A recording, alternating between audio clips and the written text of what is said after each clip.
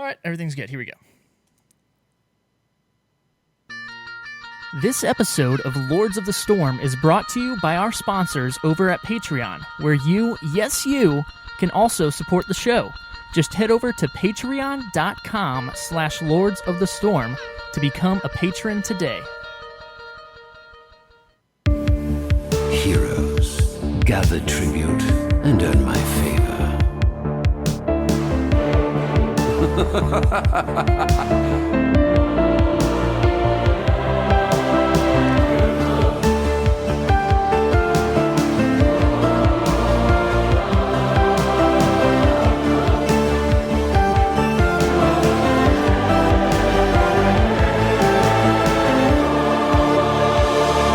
What do you say? Are you ready to begin? Holy cow! Hello, ladies and gentlemen. Was that? What?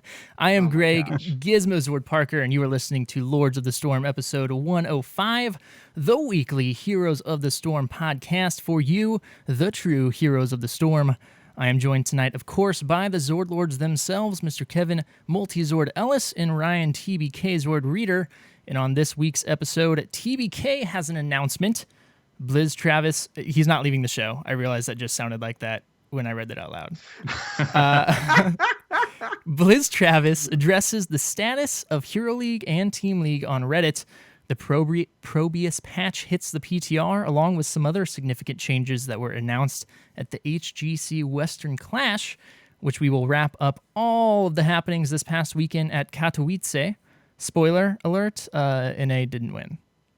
But first, let's see how the other Zords are doing. Multi, how are you doing this evening? I'm doing quite well, but I have to point out that you mispronounced the name of the event this past weekend. According to the announcer at the beginning of each one, it's actually the HGC Western Clash.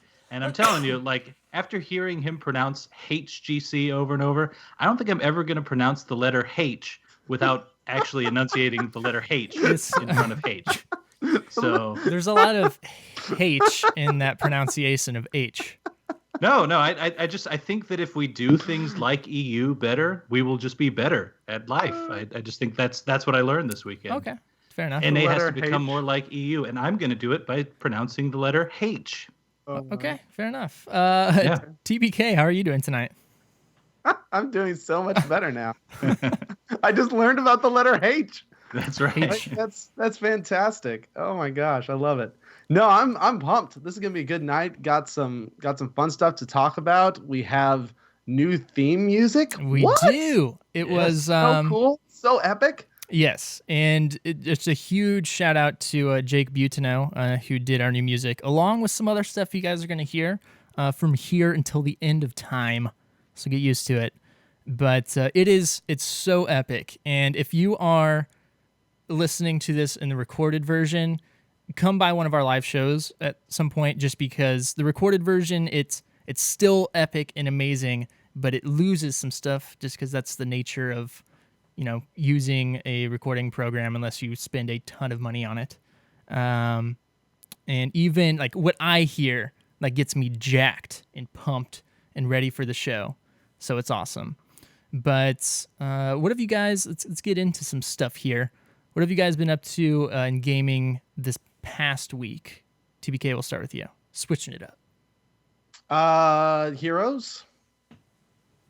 And that's pretty much I it. couldn't have guessed. No one could guess. Couldn't have guessed. No one could guess. I switched to playing quite a bit of unranked draft.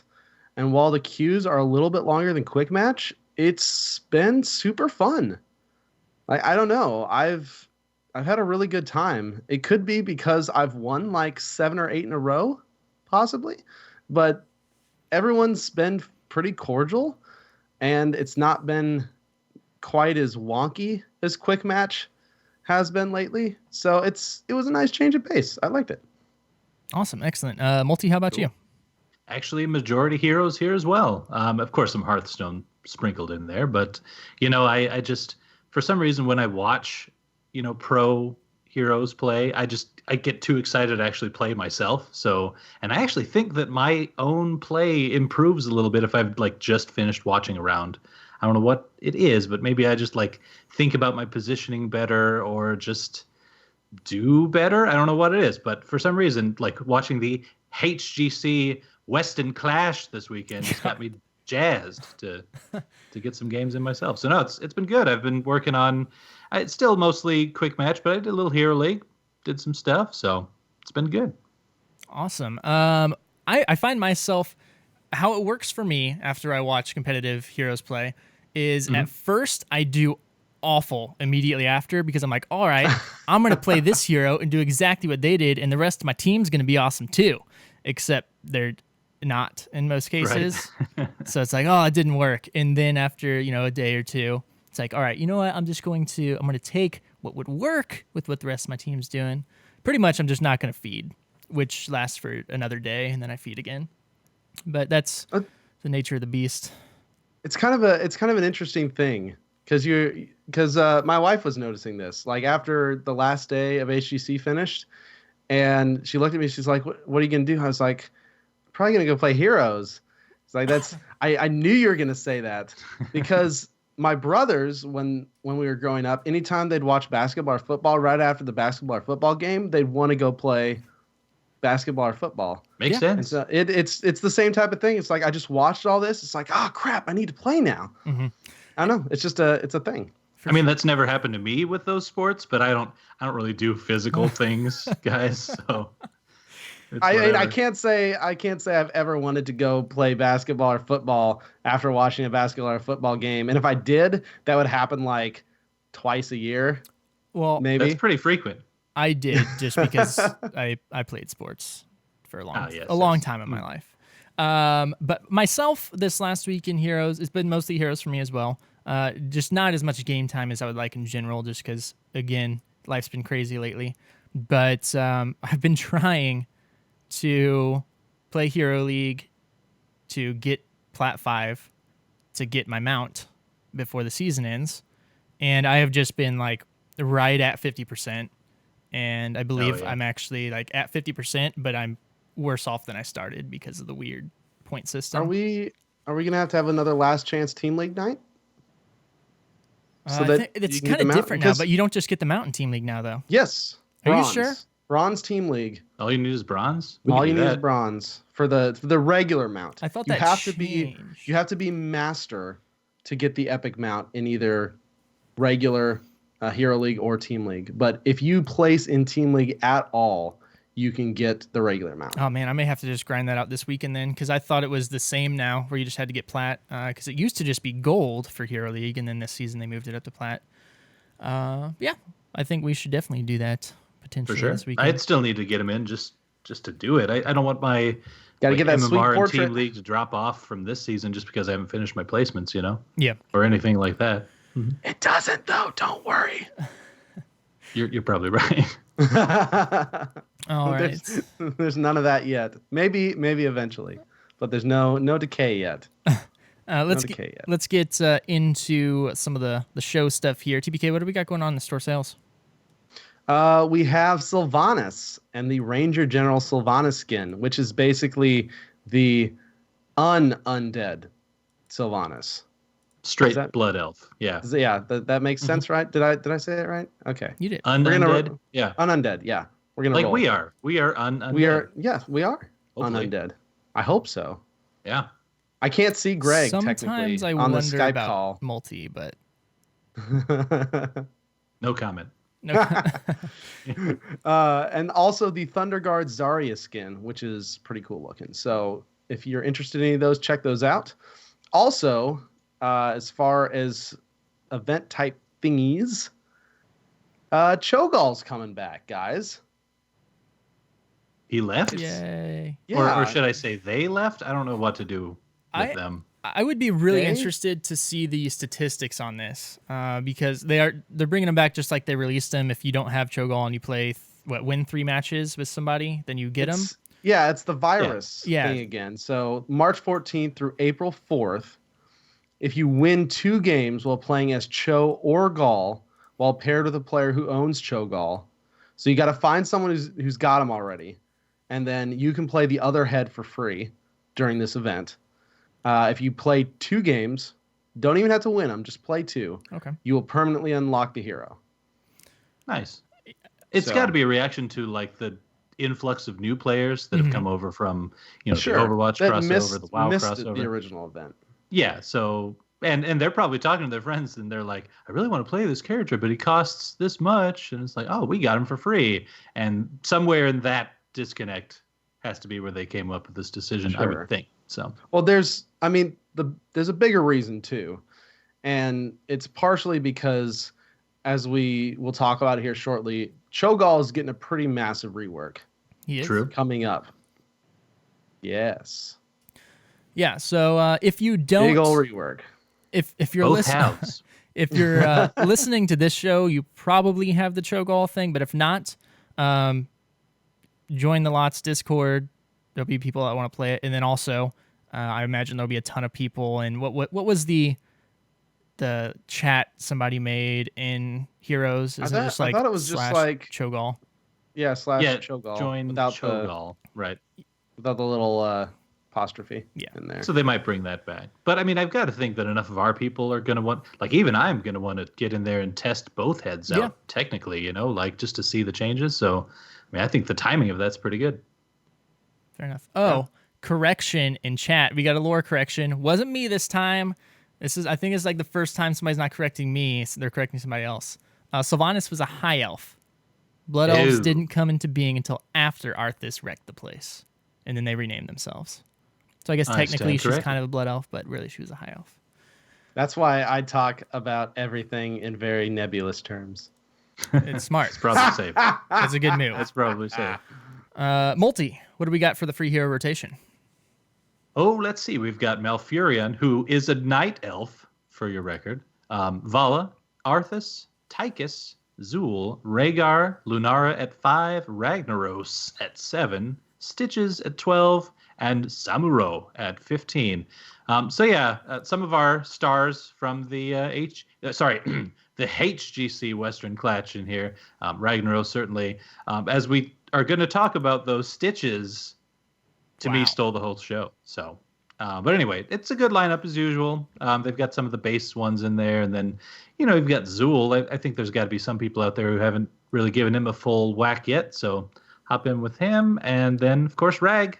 You just can't go wrong with Rag. Absolutely. Especially if you're Prismaticism or P. Yeah, T8P. T8P. That's correct. Yeah, that's the one. Let's go ahead and hop on into some news.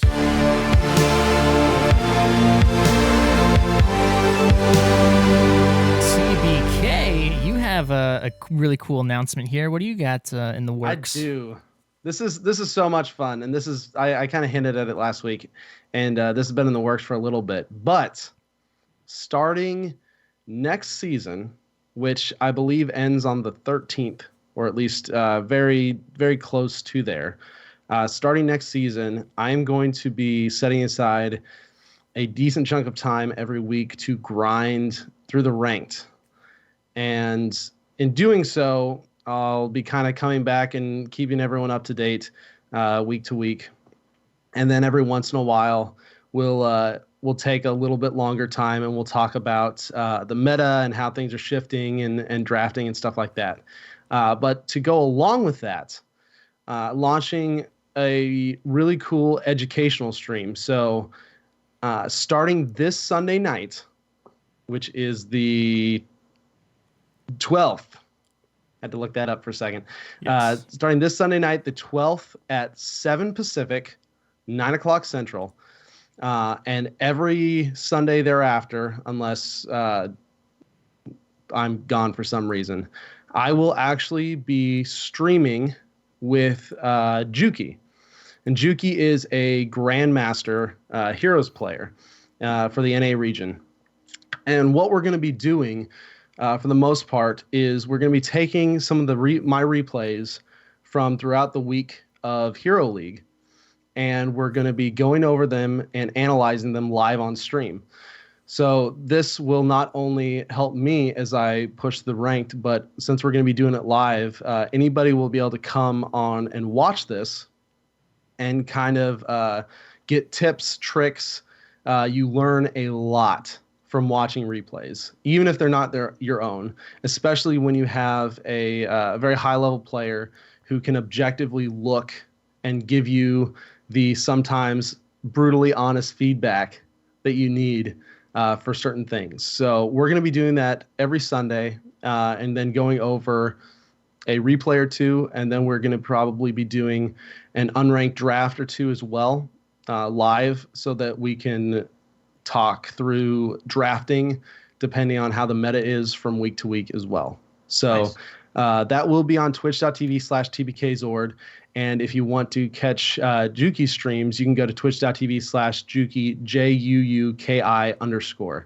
And he streams quite a bit throughout the week. So that's coming. Like I said, this Sunday, we're going to start it out and kind of do the intro episode and run through some replays, do some unranked before the season starts, and just kind of get the format rolling. 7 Pacific, 9 Central, and then every week thereafter, for the most part, at least for the season.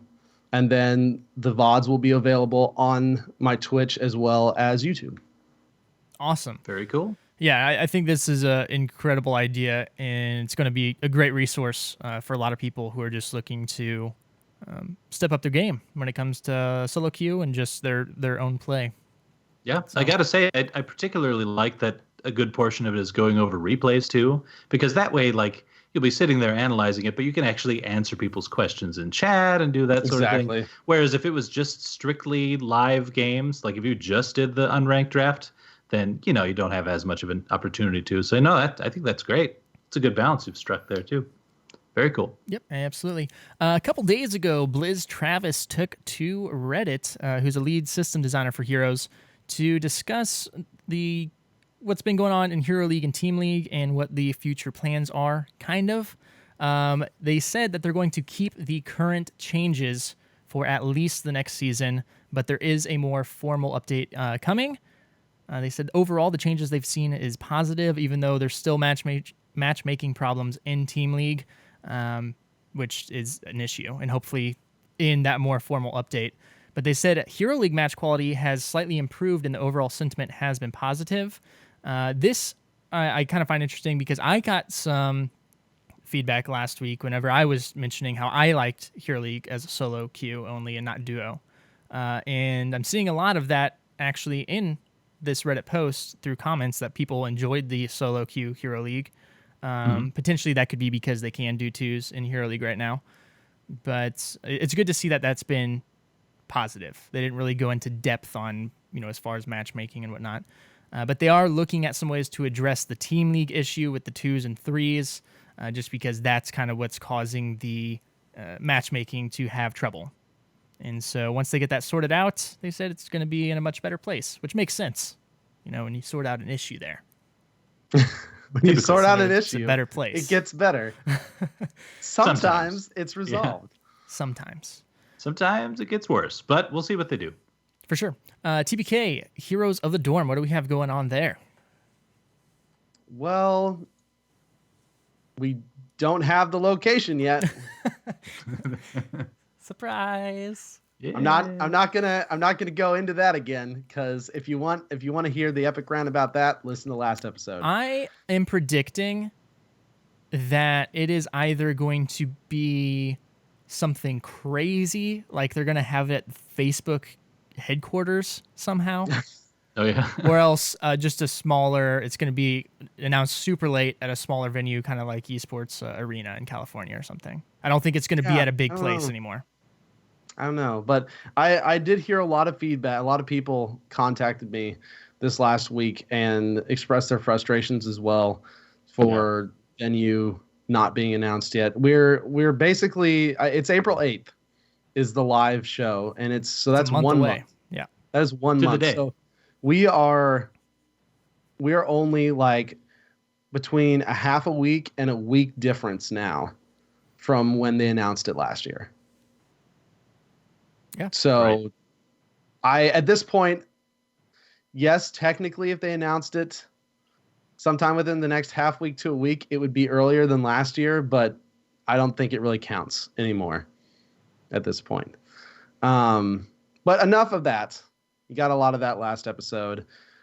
Crossing our fingers, but I don't think any of us are probably going to be able to go see that live. Nope. This year. Not me. Right now, though, we are in group stages. The very last bit of the group stage is finishing up tonight, actually. February 15th through March 8th was the group stages and playoffs. And then bracket play will start March 18th through the 26th. And this is the top 64 teams. And we'll get the bracket for that. We'll get the fantasy for that. You'll be able to fill that out on the website. And that, of course, will lead up to, as we mentioned, the Heroic Four, which will be on April 8th. All, of course, streaming on Facebook Live. So if you haven't checked it out yet, I can't control you. So check it out if you want to. Can't tell me He about my can't control life. you, but I can. I can't control you. But I've watched a little bit of it, though I will admit I've watched far less of it than I did last year. And I think it's just been lack of advertisement and convenience, honestly. Well, and because HGC Western Clash has been so good. To me, that's just kind of eclipsed over it a little, but maybe that's just me. That's true. And also, I was thinking about it because I really haven't been paying attention either, but I'm not even sure I started watching last year until it got into the actual out of group stages. Round 64. Yeah, so I may, I plan to kind of watch through the bracket, probably just depending on times. Not as much as I did last year, but you know, it's a little unfortunate because they tried to spice up the earlier bracket play. I mean, they brought in Halloran, Source, KO, and Invirum to their studios, and they're doing casting of select matches live, and they have been for the past few weeks. But I mean, at least when I've been there, the viewership is just really not there, not in any significant numbers. We're talking a few hundred people, and the only advertisement I've seen for it has been a Twitter post from the Heroes Esports account. That's it. So They a lot do of advertisements times, on Facebook, Facebook, of course, but yeah. Yeah, a lot of times I'll just miss it. And maybe they'll ramp up the advertisement when we actually get into the bracket play and get a little bit closer. I've got to think they'll do a whole big thing about announcing that you can go in and create your own bracket and how all that works and the rules. And I'm guessing we'll get all that again. So maybe we'll just see a resurgence of it. And frankly, maybe they just didn't want it to compete with the HGC Western Clash too much at this point. Maybe now is the time for Heroes of the Dorm to shine. We'll see. I mean, we've got bye weeks. We do. For this week's a bye week, and next week is the Eastern Clash, right? And then there's 3 weeks of buys while Dorm is going on. Makes sense. So, but I know there's just some people. I mean, even just looking at chat right now, there's some people who just don't like Facebook and just refuse to do Facebook stuff. So, and remember, if it'll be interesting to see how it goes. Yeah, remember, if you are against Facebook, don't have a Facebook account, it is also streamed on the Heroes of the Dorm webpage. Yes, I would actually say that is the best place to watch. heroesofthedorm.com/watch, I believe. I would say that's the best place to watch it because the embedded feed is a decent screen size and it doesn't have all the chat comments and stuff. It's the cleanest way to do it, at least that I. Oh, it doesn't have the emojis flying by. Yeah. No. Yeah, that's good call. Yeah, it's weird to see emojis flying by. It is. So we'll see what happens with that. We got some time. There's no HGC again, so make sure at least check out the round of 64 whenever that starts or 16. Yeah, check that out. So those are the teams that are usually getting pretty good. There's usually much less one-sided games than there is in some of the group stage stuff. So, and that's the chance you have to win prizes. Yeah, you can win prizes from your bracket. It is. I wonder if who was it? Check those out. Was it Mosley that won last year? Yes. Did he win or did he almost win? He won. Full on won. He full on he won. won. Yeah. One of our listeners. Yeah. What, $10,000? So Mosley. Yep. If you're out there, let me know what you're gonna pick. Right. Yeah, Me- please I'll split give it us with ya. insight. We'll split Give it. us give us the prophecy of the dorm. Also announced this last week here at the HGC Western Clash. I can't do it, so I'm just never gonna try. Was the newest patch here to come out and the newest hero, first and foremost, which I freaking love that they did this to us. Had us switcheroo? so convinced, and I know some people out there It's were pretty thinking like it was fantastic. going to be just a unit character, but everyone was so convinced that it was either going to be is it Carex? Or Phoenix as well Or as Phoenix. another. Brax, Phoenix, Stukov. There Yeah. was several Well, and then several even fairly good suggestions. and then for even them. the teaser they showed on Thursday or Wednesday, I think it was. Then people were like, "Okay, no, it's a Protoss character." Yes, it is a Protoss unit, but it was Probius, the most adorable little probe, just floating about the Nexus, and he is going Yep. to be the newest specialist hero. And we haven't had a specialist in a while. who was our last When specialist? was the last specialist? Was it Zool? That's what is coming to mind for Almost me. could But that have been, can't yeah. be, could it? It We'll might have to be. look into that. Either way, no, it's Actually, this I'll thing look is, this up. I'll look this up.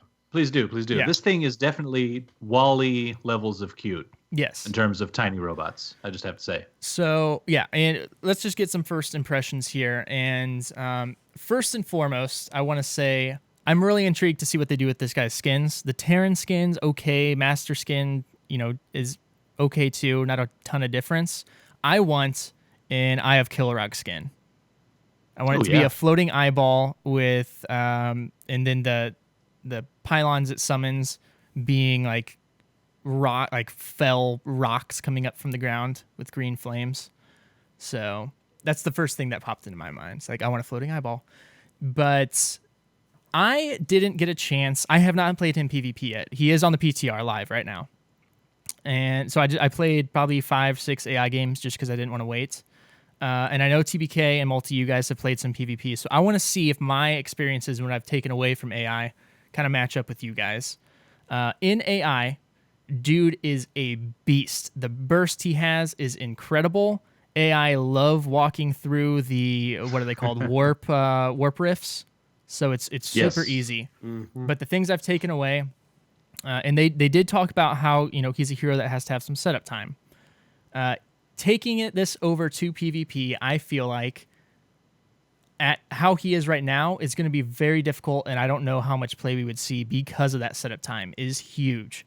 And it's pretty easy, unless you're in a choke point, to just not, hey, I'm staying away from those warp rifts, not getting them. They're fantastic wave clear still, good structure damage, but I don't know how well or how hard it would be to be effective against an actual player who is not just going to walk into those suckers. I think in order to take this to PvP, the changes I would like to see to decrease that setup time a little bit, because on most maps, even if you have perfect rotations, you're not going to get two of these pylons out before the action starts. And even then, a player is going to target the crap out of those, because those are down. Your mana is going to be useless. And the time, the cooldown on placing those is fairly significant. I would like to see being able to have 2 charges of those, being able to place both of them down with like a real short cooldown, like maybe 4 or 5 seconds between, and then also being able to pick one up, because right now you can place 2. If you place a third, the first one you placed is gone. You cannot choose which one disappears. So I would like to be able to control that a little bit, and then place both of them at one time, but have a cooldown, like if one gets destroyed before you can set another one, just to get that setup a little bit easier, positioning a little bit easier, because like I said, they don't have a lot of health, and they can get targeted really easy. So what is you guys actually playing against PvP? Ryan, we'll start with you. What's your first impressions with how he's going to be? Just to clear it up, I was close. Medivh was the last specialist, because he came out 2 or 3 after Zool. So it was close, but not quite. But it's been a long time since Medivh. He still feels almost more like a support than a specialist. Yeah, you always forget Right, about right. Medivh because he definitely feels a little more supporting than Specialist. So Probius is really interesting. He is an amazing character. Like the animation, the look is just so fantastic. I loved watching. I was able to watch the reveal live, and I was just blown away as everyone was just freaking out on Twitter, and it was just so much fun because it's just like we just grabbed a probe and named him Probius, and then they showed the probe from the StarCraft trailer, and we're like, that was Probius. He was the one that warped in the pylon so that they could save everything from the Zerg. And I was just like, oh my gosh, dang, that dude's awesome. Oh my gosh. I know. Oh gosh. And so I was super pumped. So I got in and I was able to play around with him some. And I hate to say this. I really hate to say this. He's boring. Really? You think he's boring? I think he's boring. Okay. Like I think all he is right now is his QW combo. Mm-hmm. That is it. That is his wave clear. His wave clear is fantastic. It is absolutely fantastic just because of his QW. It's absolutely insane for. I mean, it like you said, it's big burst, but his photon cannons are pretty much worthless. Like I don't even they. And this is one of the things I was posting about the other day. They don't prioritize heroes. And for something that is only active for 11 seconds on a 15-second cooldown, it means you can't get 2 of them out unless you talent into it. And the photon cannon hits the hero to reduce photon cannon's recharge time. Mm-hmm. So at most, you could maybe get like 2 of them out probably at a time. And not only do they not prioritize heroes, they tickle. And they tickle. Yes, I mean they're not very strong, and it feels #feels bad, man, when Arthas is up on your little robot butt, kicking the crap out of you, and your photon turret's going, oh my gosh, look at this minion.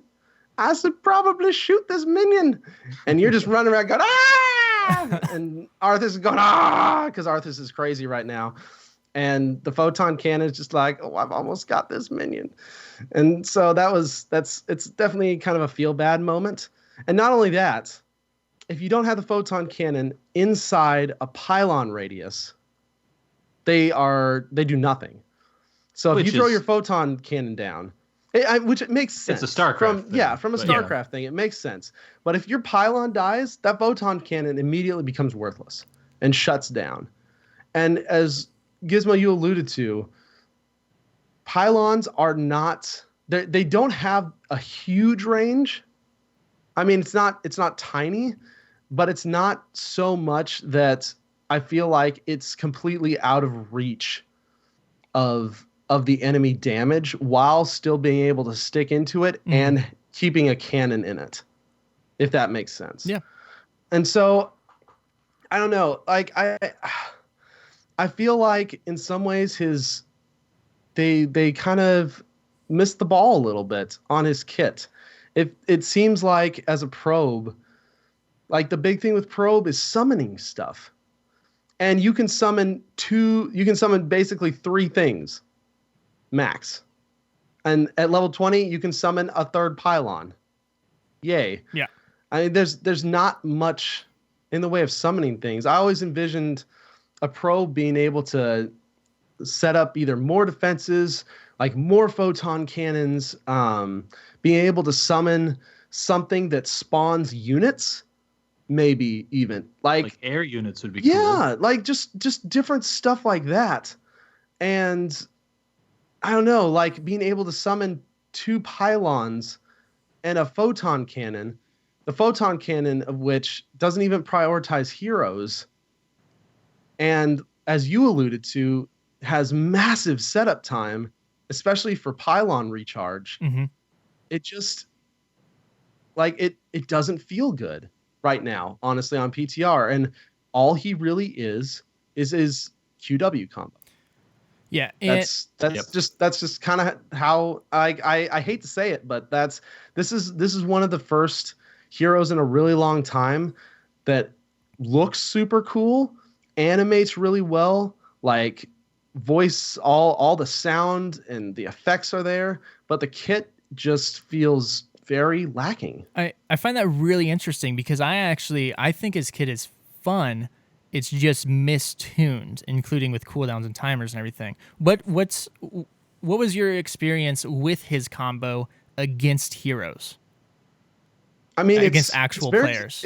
it's very strong. Um, and I mean the warp rifts you can't quite stack them, but you can get them pretty close. They require a Right. little bit of setup time. But what I in some ways I almost think, and this is probably because there was a Proteus on each team, and there's going to be a Proteus on Mhm. each team for a while. There is a lot of visual clutter that comes with this hero. You've got pylons with circle stuff around them. You've got possibly 2 or 3 Ws being out at the same time. You got a photon cannon. I found actually it was a little hard to see what was going on with the action when there was several warp rifts down and say we're fighting in middle lane. Both Probiuses have their warp rifts thrown out. You're trying to dance around them a little bit because you don't want to enter them because one, it slows you, and two, that the AoE damage that actually comes from popping them is nothing to sneeze at. Like It's huge. it's huge. And so I don't know. It's definitely area denial in some ways, but I don't know. And it's not as bad, of course, when there's just one Probius, which would be in any mode but quick match. But it was very hard to see what was going on in the PvP PTR matches I played when both Probiuses were in the same spot throwing stuff around with like a bunch of crap up and warp rifts and whatnot. Okay. Multi, what about you? What are your experiences with them so far? So first of all, I have to say that going back to my old StarCraft Brood War days, this was probably the first online multiplayer game I ever played, and I did it a lot with actually Steven Tank Zord from the Cavalry, and so this was back in like middle school, right? And we had a strategy that we titled "Go Us," which is basically where I would build only photon cannons and like literally max out on Protoss probes, 200 probes, and then max out on structures with photon cannons across the entire map.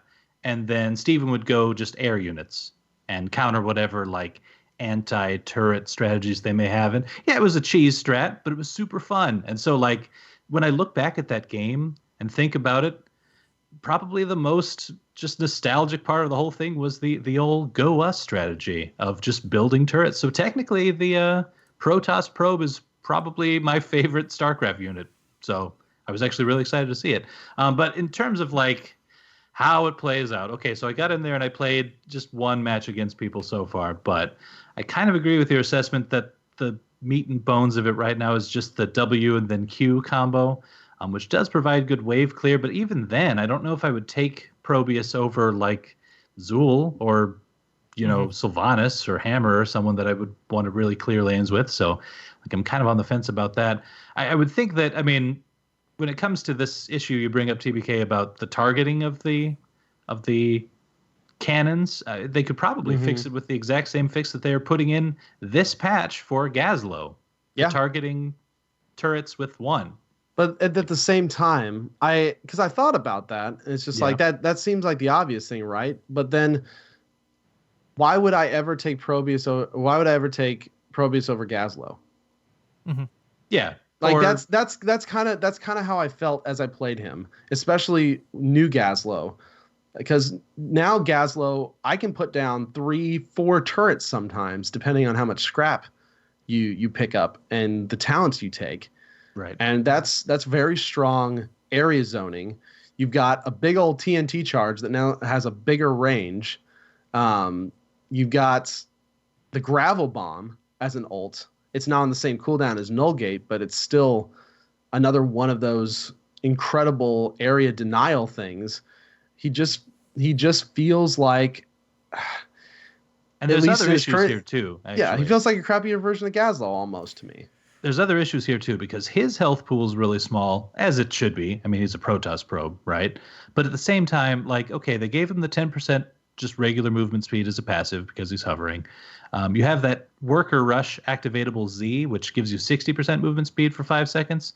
But then the whole deal with taking damage, ending this effect early, against people anyway, feels kind of bad because I, for one, was fighting against a Varian who made it a point to charge me in the middle of fights left and right.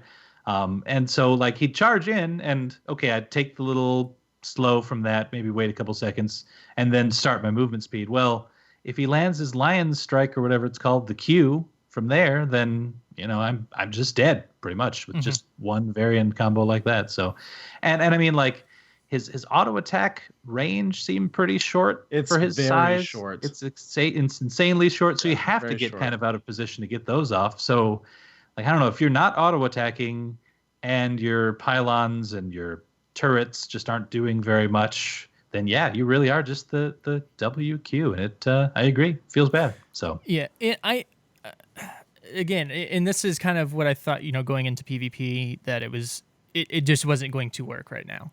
And what I would like to see, I don't know how, I'm not a big StarCraft guy, so I don't know how the probes worked, but something I think would be cool with him, if it fits into the lore, would be like if he could, add another map, a global presence hero that's a specialist now, to where he can teleport, have a cooldown teleport to a structure. That makes sense for a probe to me. I don't know if that fits into StarCraft lore at all.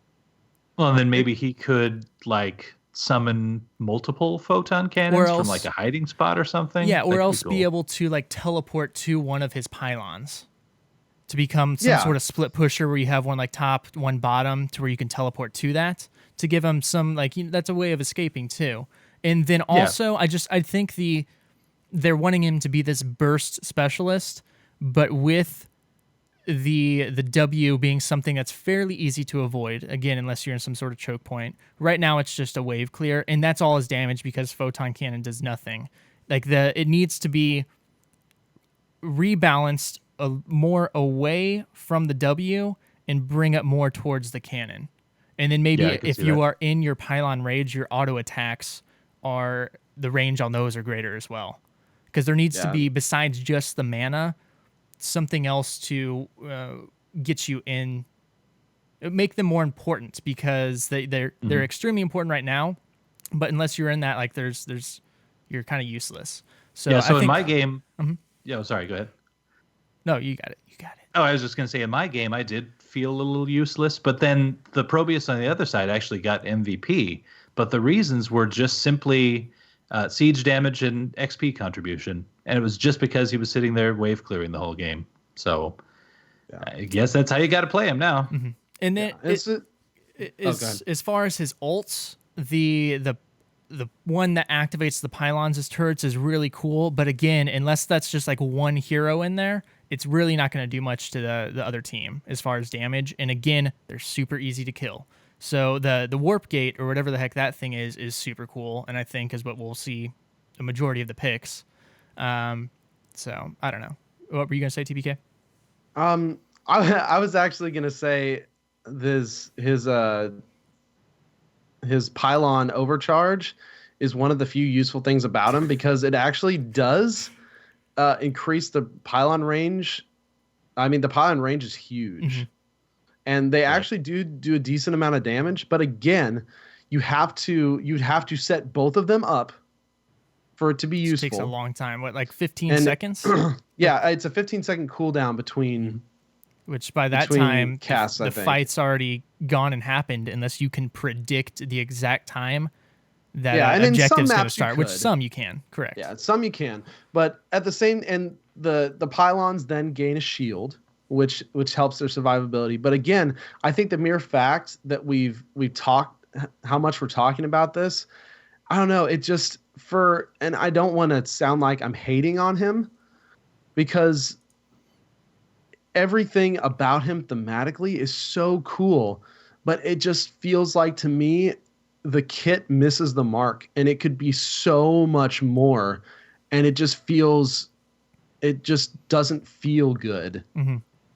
Just as an all around thing, it feels like there could be so much more depth or so much cooler stuff to the kit. I mean, I love the idea of the teleporting between pylons on a cooldown, maybe with your Z instead of the worker thing, or summoning other units, or allowing more photon cannons, or like charges of pylons instead of like, the cooldown based. I don't know. Like there's just, it feels like this could be so much better than it is now. You've got this super awesome thematic, cute, fun little character, Right. but his kit just feels lacking. Yeah. Even just the one photon cannon was kind of threw me off, because I just took a glance at his kit before I really jumped in there with him. But the first thing I noticed was like, really? I can only get one of these photon cannons up at a time? Like I was picturing in my mind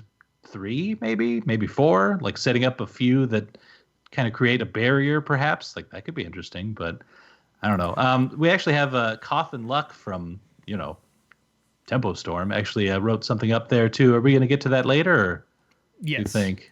Okay. Anyway, it's an interesting fix for this as well. So there's ideas floating around. And then and my last thing, just so we can move off this, I do think this is a hero we're going to see a rework on in the future. I agree that they kind of missed the mark on this, but it has potential. But the biggest thing for me that you mentioned, I had mentioned previously, was the way the pylons work. I do think it needs to be a charge aspect instead of the cooldown, where you have 2 charges, you can place them, pick them up. If a hero destroys it, then it goes on cooldown for a long term. But if you pick it up and replace it, maybe it's like a 2 or 3 second cooldown from the time you pick it up to when you can replace it, to set up quicker and be able to adjust during the team fight, and make you keep your eye on the pylons and be punished if you are not adjusting properly. So we'll keep an eye on him and kind of see where he goes. But if you guys have feedback or anything, what your Probius experiences are, if you have any tips, go ahead and send them in. We'd love to see them. One of the other big changes that they announced were the UI updates, which are, when they were announced, I was like, oh my gosh, these are awesome. And there are some cool things.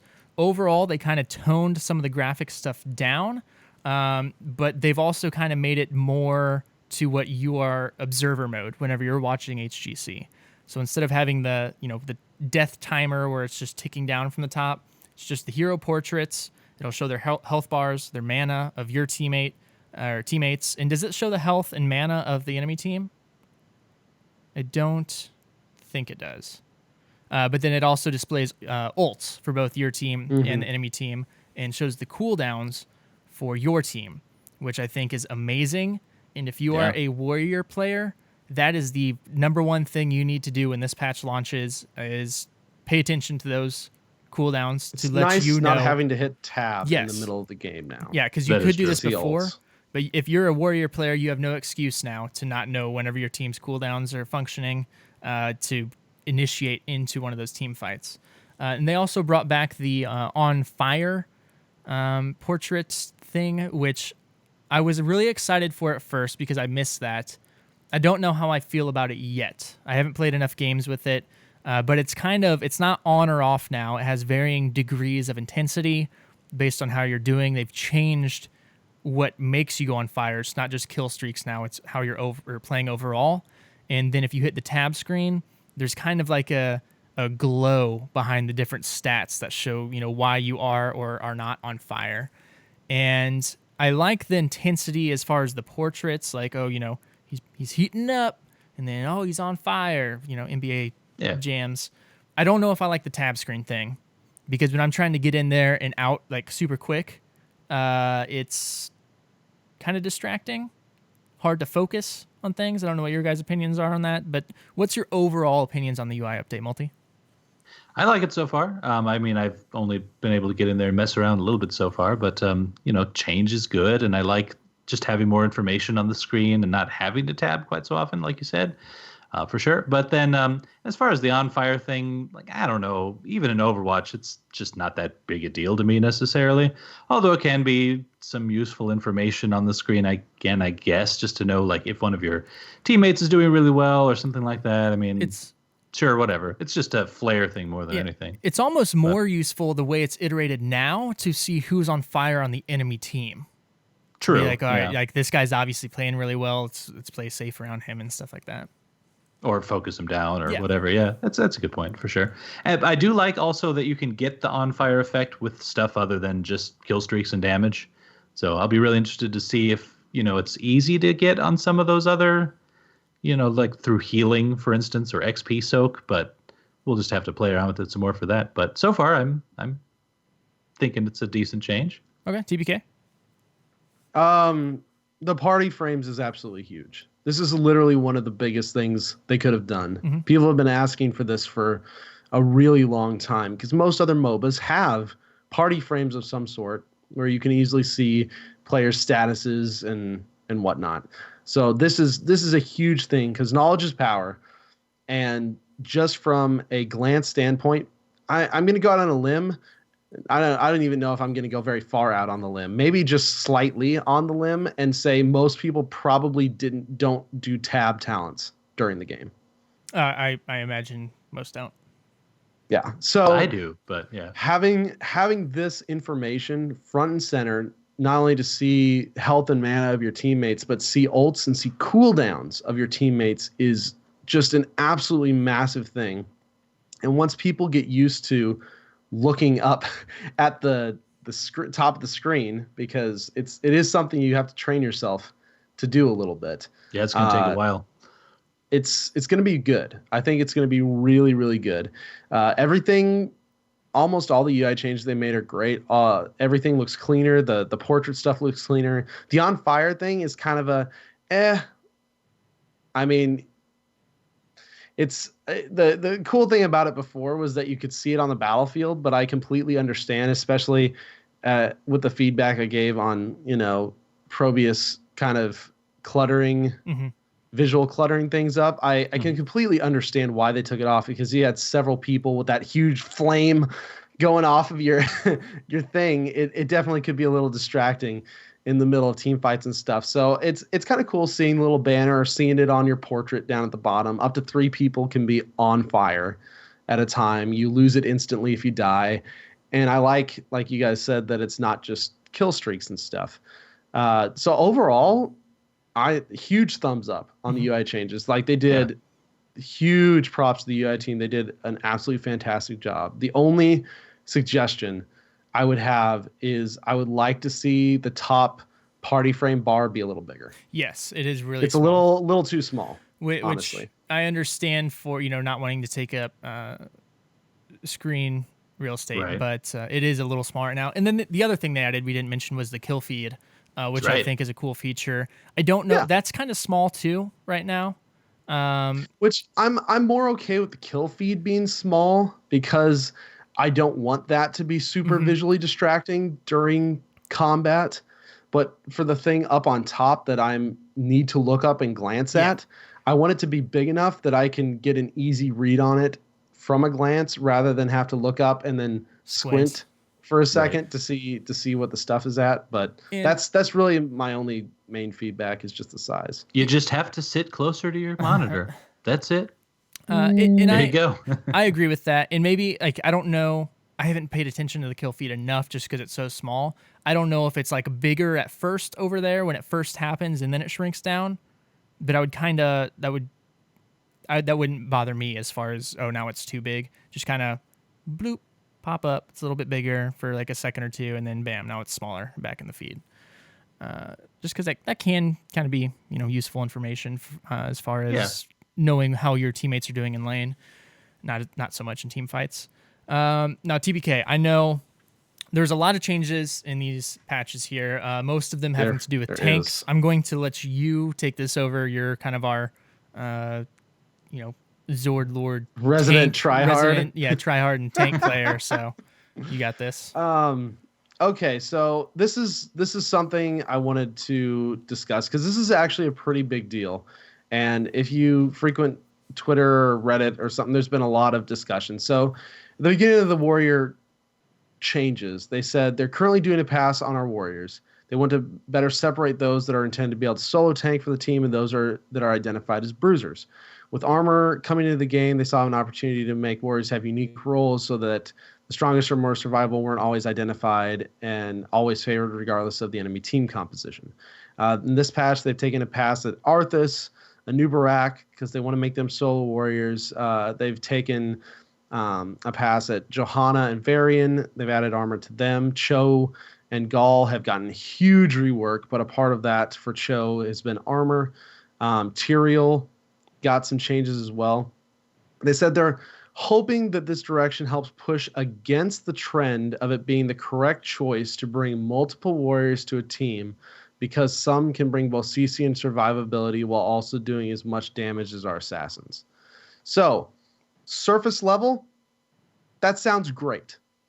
Like that sounds like a very valiant goal. They want to make it so you don't need to get as many warriors in. In fact, so like take Anubarak, for instance.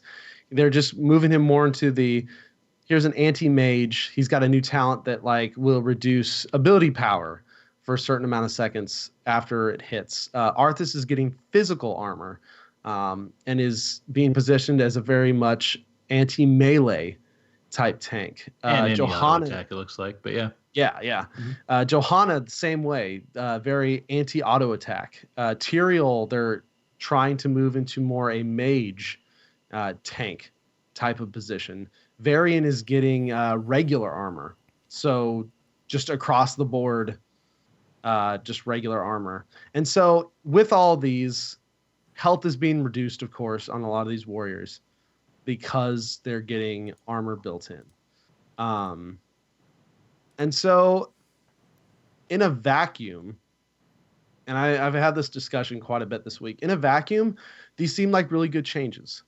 Like it seems like they're wanting warriors to be drafted later in the draft more as counters to specific comps rather than picked up top. And so that's what they're moving him into. And in theory, that sounds kind of cool. Then you have a little bit of give and take. The problem is these changes are being made in a vacuum. Outside of the vacuum, we have ETC and we have Muradin. And these two tanks are two of the oldest tanks in the game. And as such, they have some of the most generic-y, I would say, tank kits. They're just all about the tank kit. They've got the CC, they've got the dive, they've got all this, right? All the whole tank package, pretty much. The escapes and all that. Yeah. And so the big problem right now that you have is because of these changes they're making to warriors, I feel like, and many others feel this way, is that this is going to really push ETC and Muradin even further up and make them an incredibly high priority in draft. And so what do you do in this case? You've got ETC and you got Muradin, right? And so now you grab one of those tanks early on, and then you grab a second tank low down in the draft to be your tank that kind of counters the enemy team. And now we're back to the double tank meta because you forced it. You've got these two, and I don't want to see ETC and Muradin nerfed necessarily either. I don't want them to just gut them and make every single tank like a niche type tank like that. I don't think that would feel the best necessarily, but at the same time, if you're pushing towards this strategy of wanting tanks to be more counter type picks to the enemy team comp, you have to address pretty much every tank at the exact same time. You can't just do a few here or a few here, or else we'll be stuck in this weird in-between warrior meta where it will behoove you to run two warriors. One of the main guys, such as the ETC, Muradin, and maybe even Diablo, and then one of the niche tanks like Johanna or Arthas or Anubarak or whatever to counter the enemy team. And then we're back at this double warrior meta that they just said themselves they want to try and get away from. Yeah, and It's rough. It's rough. my initial thought on it is I like how you described it, this being done in a vacuum, but not in the sense of, it's just ETC and a few others out of there. I think they did this when without there being enough warriors to have enough of a selection for each counter type. Because the meta's in a pretty good spot right now between, mage and auto attack. But look how many tanks we saw picked at HGC. Yeah, exactly. Right. But there's nothing to say that we won't go through phases where we're back in a heavy auto attack or a heavy mage comp. And if that happens with our hero pool right now, that's really going to limit the tanks that we see picked because you're going to be forced into those. This would be good in the future, but I do think it's a little early right now. We just need more warriors. So if it's a mage composition, I'm not forced to play Nubarak or Tyrael right now because that's kind of where it's going. Yeah, and I mean that's not even to address the Tyrael situation, which a lot of people are very unhappy that Blizzard's trying to move him into being a mage tank because that will further push Tyrael to a very very niche portion when he already was, and he excelled in certain comps. We didn't see him all the time, but he did really good. But now if you push him into the mage spot, you shrink that a little bit more. And even by the way, I haven't played Tyrael lately much. I don't see him much in my hero leagues and stuff like that. I didn't realize until this weekend how big of a deal Holy Ground was. Oh, it's insane. Holy cow. That is a Zarya ult. It's a must pick. On cooldown. Yeah, it's a must pick talent. And I mean, Sanctification speaks for itself too. But yeah, those combined, you just have so much control over what's happening in the middle of a fight for sure. Yeah. On top of just your mobility, on top of everything else, I think he's a great character. Mm-hmm. Multi, how about you? I know you kind of play a lot of warriors. So what's your reactions to this? I think maybe the fix for those two tanks you're talking about, ETC and Muradin, is perhaps a little bit of a nerf. Frankly, I think they could use it just as punishment for being so mobile, for having such a good kit. Because even if their numbers come down a little bit, even if they just take a little more damage before, or rather they don't take damage as well, I should say, perhaps lower their health, change up their cooldowns a little bit or something like that. I think that they would still be good just because they're so mobile and because their kits are so tank centric. You could still escape, you could still jump out, you could still get that really cool power slide and to the knockback and all that stuff. But there has to be a price for it. And I think that price has to be their survivability, because right now they've just got it in all of those areas. Diablo 2 in his own way, but that's kind of a different story. So, and I kind of, as I was watching HGC, I was thinking about this just in general, like the really mobile characters like that sometimes are just picked often because of the mobility. It's something I was going to bring up, maybe I'll save it for later, is just globals and how prevalent those were. I mean, talk about tanks. Dahaka's another off tank that we saw a ton of just because of his global presence. I think that kind of mobility and that just freedom and the way that it changes how you play should be punished somehow, and I'm not sure it is right now. So I think the same kind of complaint, but slightly different, can be leveled against those two tanks we're talking about. They're just too good at what they do, and there's really no reason not to pick them, even with these changes. Now, that said, I'm an Arthas fan, and what I see here is a buff to Arthas, so I'm excited for this. Don't get me wrong. I especially like, because they tuned him to be this anti-melee, anti-auto attack, but then they gave him that level 20. They changed the anti-magic shell to reduce it to where you now take 0 damage from spells instead and heal for 25% of the damage prevented. So that's cool. So there you go. I definitely wanted to get in there and check him out. But yeah, I don't know. I think the answer might come down to nerfing those two you guys cited, because it's one of those things that if you are pushing the warrior meta this way, you almost can't have any good generic warriors, because they will always be, because they will almost always be prioritized above others unless they just are so bad that you wouldn't pick them anyways, right? Yeah. And so that's where the confusing part hits me. I'm all for niche warrior type roles, and I'm all for like generic warrior kits because I think we need some of those. I don't want everything to be niche necessarily, but if you do that, you almost have to say you're okay with there being two warriors in a lot of the games. Yeah.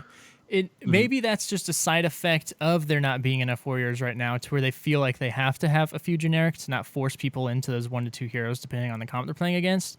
And maybe once we get a bigger pool, maybe then going to where all warriors have their area of strength of, basic attack, melee,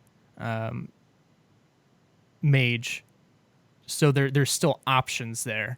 Right. To pick from, to move it from being right now warriors, like the generics being first, second pick, moving it down to where warriors are going to be the fourth, fifth pick, because there's enough to fill for no matter what situation you come across. And they may just be doing that right now because there aren't enough warriors, but that will in the end lead to the dual tank meta. Yep. Yeah. We're definitely we're kind of in the warrior meta now. Yeah. Yeah. But it's more bruisers, and I think if these changes go through, we will definitely just be in a warrior meta again. Mm-hmm. Only like it was talking about, we'll have some of our generic-y type tanks. I mean, Varian's got he's kind of in the generic-y category because he's getting regular armor. So you got Varian less of a priority because he lost his stun than Diablo and Muradin and ETC. And then you'll have your niche tanks that we'll pick later, which I think they want, but I don't know if they want. But it sounded like they want them to be solo tanks, not. And I will almost always pick one of the better solo tanks up above than waiting. Yeah. I don't know. That's just how I feel. Like I don't know. I would love to see a more detailed developer post on it, or I'd like to see an AMA on it so that they can explain their reasoning or even address, because a lot of this feedback isn't just coming from me. I know this is kind of the first day the PTR came out. I was having discussions on Twitter about this very thing with a lot of people and kind of saying the same things, but this is not just me. I mean, I said this is basically all of the front page of /r Heroes of the Storm right now. Mm-hmm. And so it's really an interesting thing, because I think to really make the shift, you'd have to hit every warrior almost at the same time, or at least every warrior you wanted to be a solo tank at the same time. And that just sounds completely unreasonable for the balance team to do, because that'd be absolutely insane.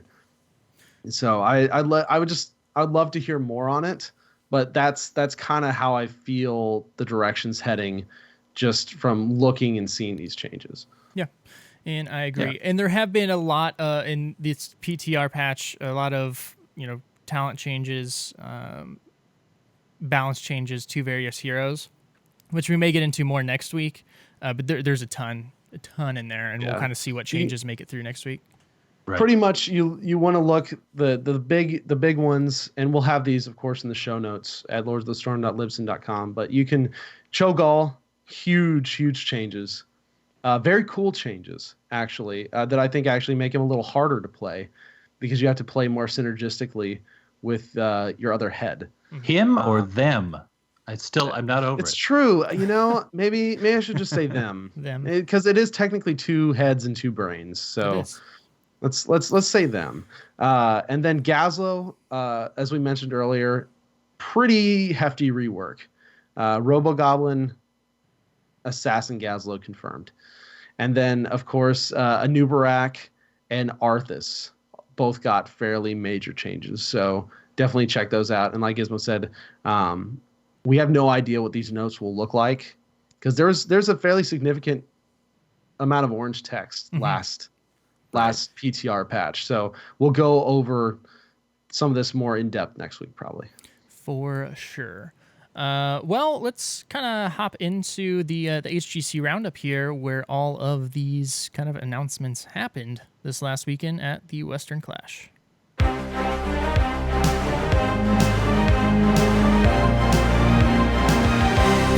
All right, so the IEM Western Clash at Katowice. Katowice, I think. Yeah. You say pizza. Just go. It's not quite pizza though. Katowice. Katowice. I thought it Katowice. Katowice. Katowice. Anyways, we won't have to say it for probably a long time after this week. Thank goodness. So that happened this weekend. Team Dignitas took away the championship, which was absolutely incredible. I think going into it, most people had them at number 3. After, Fnatic and Misfits were kind of the 1 and 2 really close, and then they were able to pull it out. Overall, incredible games. This is the coolest Heroes stage I've seen to date. Was a little disappointed that, the finals and stuff didn't get to be in the big arena, because that's where StarCraft was, of course. But overall, it was really cool. Production was amazing. They had their hiccups here and there, mics being on when they shouldn't be, mics not being on when they should be, losing casters for a couple minutes. Hey, that was actually awesome. I was going to comment on that. That was the Dignitas versus Gale Force game 2, at least the one I'm thinking of. And I don't know. I liked the couple minutes with no casters. It was just pure Heroes for a bit. It was enjoyable. It was. Yeah. But overall, again, North America, not the greatest showing. I think they looked better than they did at BlizzCon. We were able to take a couple games from Europe, against Dignitas, actually. But if I had to pick one, if you didn't watch any of this, and I had to pick one set to watch, it would be the very first set. Nomia versus Misfits, I think was the greatest thing. Nomia made a great fan out of me. Of course, this is the Australia team. Yes, the number 8 seed, quote, minor region. Yeah, the 8th seed by a long shot. And I don't know if they just played out of their mind, if they're actually this good, or that first game they did. Yeah, or if they just went into this, because they even, when they were talking about their interviews with them, mentioned how they thought, they knew they were the 8th seed, and in that way they didn't have that much pressure. They just wanted to go out and see what they could do. And they did a lot. They took the first game from Misfits, which, by the way, started out, Misfits just looked like they were going to steamroll them. But they were able to pull it together. It was on Infernal Shrines, and they could not win an objective, but they could win the team fights. And in the end, they were able to come away with that. Game 2, they made one of the ballsiest core calls I have seen and came up just short. And so close. I think I don't Kalaris know. Must have been watching. Yeah, and I don't know. I think it may, for them, still think it may have been the right call. I don't know if they would have gone on if they would have lasted through another team fight, but potentially they could have in one game 2, therefore knocking Misfits down to the lower bracket. Unfortunately, they didn't. They lost game 3 and then didn't make it out of the losers bracket. Who did they lose to in losers bracket?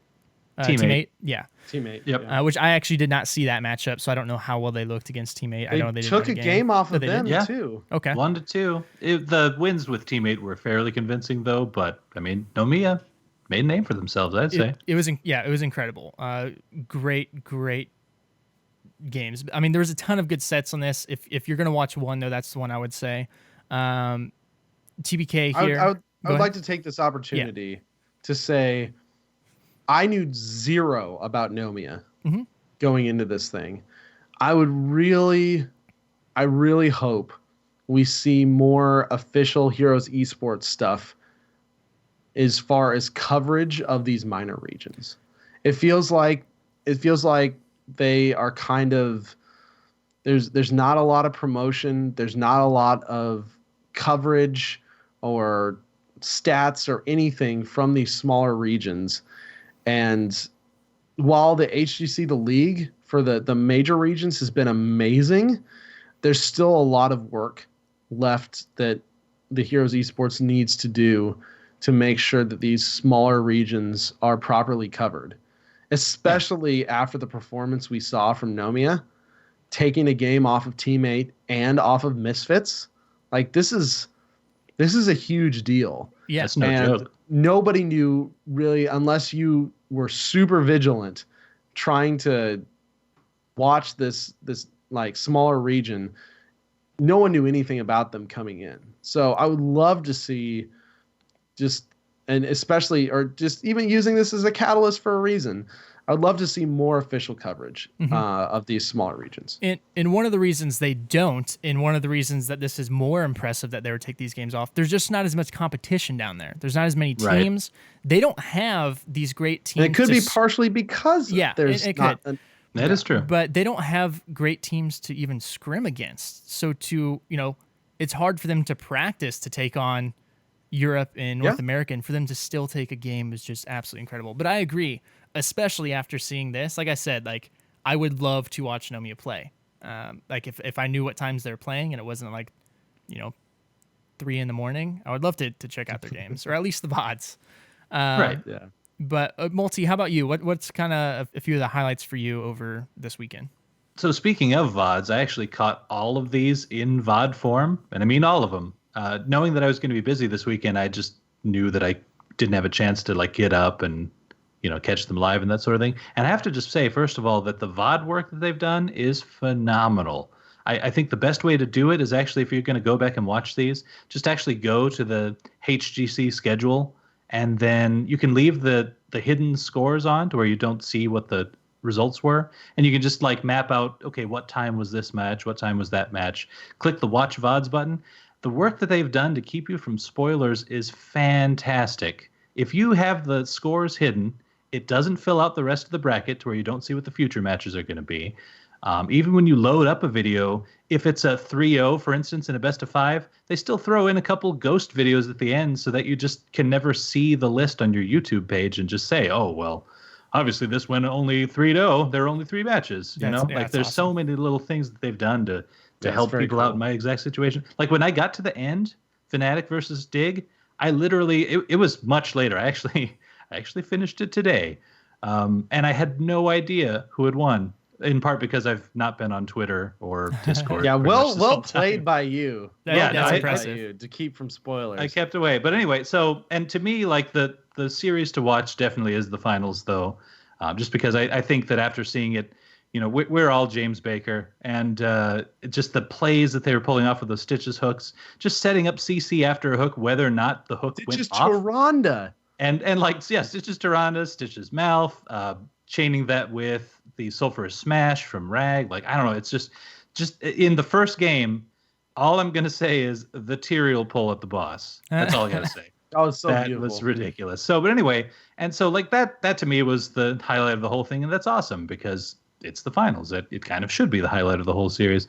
But the other really fun one to watch for me anyway was definitely the last series on Saturday between Tempo Storm and Team 8. Not really just because it went to 5 games and went back and forth quite a bit, but for me, no matter what in that series, an NA team was going to win. And that was comforting. Yep. That's actually my highlight other than the finals multi. Was that one, because it was probably one of the most competitive series of the weekends. It was intense. Like it was intense. J-How got broken at the end of it.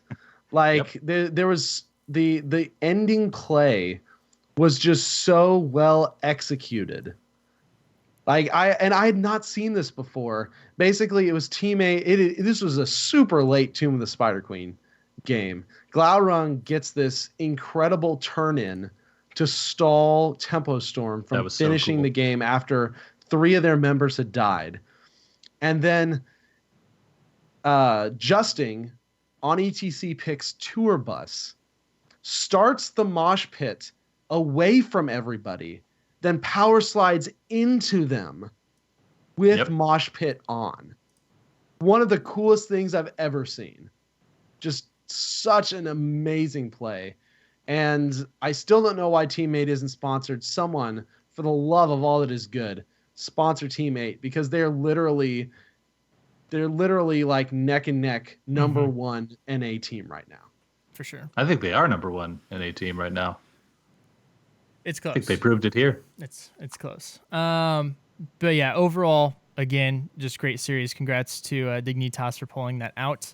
Man, and it just gets me excited for more. The one thing I will say about this, after getting used to just having, a few hours on Friday, Saturday, and Sunday, man, that was a long weekend. And I know there's nothing they can do to fix they that. started It's so just early. Yeah, it's just the nature of the beast. too. But like, it was, for me especially, because Friday I had to go home, watch all the VODs till like 3 a.m, and then I tried to wake up at 6. I couldn't do it, so I missed the first few matches on Saturday and went from there. But it's a marathon for sure. But it is fun. It was a great tournament. Yeah, that's some of the best games of Heroes I've seen. Just period. There were some absolutely fantastic matches, and as much as it pains me to say it, it very much proved that EU is on another level than NA is right now. That they are. I think NA only closed. I think It has No. close a little bit, but not near as much as I was hoping. Yeah. I think NA only took 2 games, Although one or 2 games off of Europe the entire tournament. I'll try to Although- count it up, but no, it's not good. the secret, it wasn't good. Dunk Train was coaching Team Dignitas, so And apparently, Dunk Train, the whole Stitches, Taronda, whatever strategy, was partially from Dunk Train. yep. So And NA that- coaches the greater coach- than EU.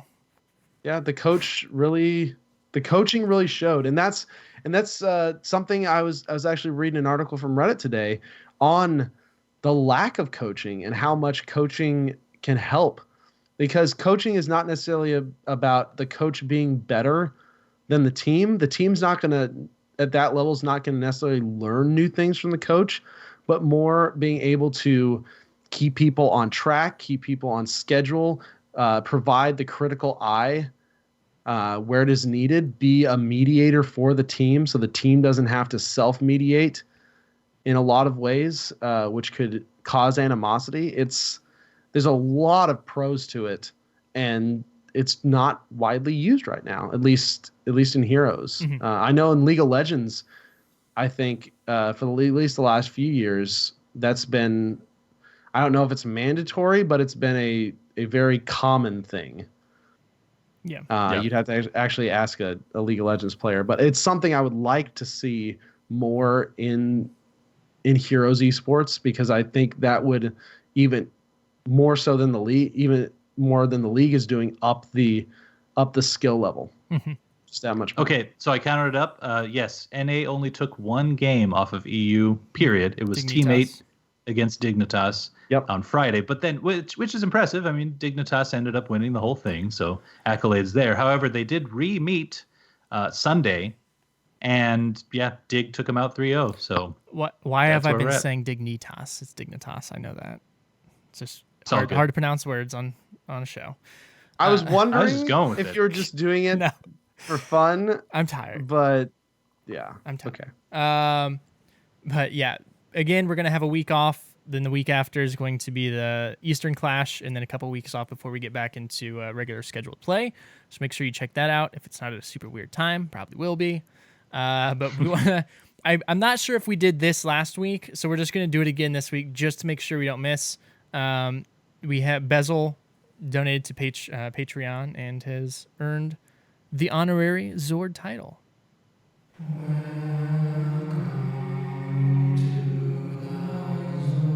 You have been deemed worthy of bearing the Zord title. Welcome to the Zord Lords. Welcome, Bezel Zord, to the Zord Lords for the first time, or the second time, one of the two. Again, really appreciate it. If you guys want to become a patron of the show, head over to patreon.com/Lords of the Storm. TBK, what do you got for the community content shout out this week, which we alluded to earlier? So this was kind of cool because as I was forming opinions and stuff on Probius, I saw Cawthon post this and read it and I was like, oh, cool, there's someone who agrees with me. and so he posts a little twit longer about Probius, and basically he says, for all the hype of a unique playstyle, playing Probius comes down to simply spamming Q and W spells at enemies like any other mid-range mage. Both his auto attack and E abilities are perhaps the worst in the game. They really need to have more impact, and his builder aspects need to be improved. The suggestion, inspired by Chef's comments, will improve both those aspects and add some badly needed complexity to the hero. For his passive, he says, in addition to summoning pylons, basic attacks from Probius would generate resources that are converted into minerals. Attacks against heroes generate 10 minerals, and all other targets generate 2, up to a max of 300. They're consumed to enhance abilities or construct additional structures. A hotkey has been added in order to toggle Probius into mineral spending mode. While in this mode, all abilities will consume minerals and provide additional benefits. So he kind of runs through. So the E, which is the photon cannon, if you consumed 150, you'd warp in another photon cannon that's not subject to the normal cooldown. D, which is the pylon, you consume 100 minerals to warp in a pylon that's not subject to the normal ability cooldown. You cannot exceed the maximum pylon count and will replace an existing pylon if at cap. Z, consume 50 to enhance worker rush speed boost to persist through attacks, still affected by slows and crowd control effects. W, which is your warp rift, consume 50 to enhance the next warp rift radius and explosion radius by 25%. Or Q, consume 50 to enhance the next disruption pulse range and width by 50%.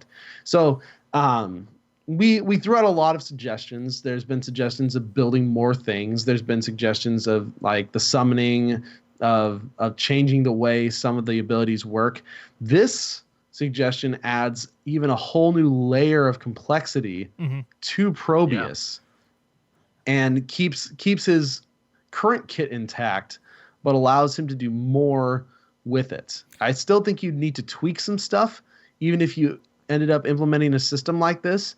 But this type of a system would definitely add some much needed, I think, complexity and micromanagement / mini game type aspect to him that would allow good Probius players to get a lot more out of him than just so-so Probius players. And that's how a probe should feel. Like, you should be managing your minerals the entire time.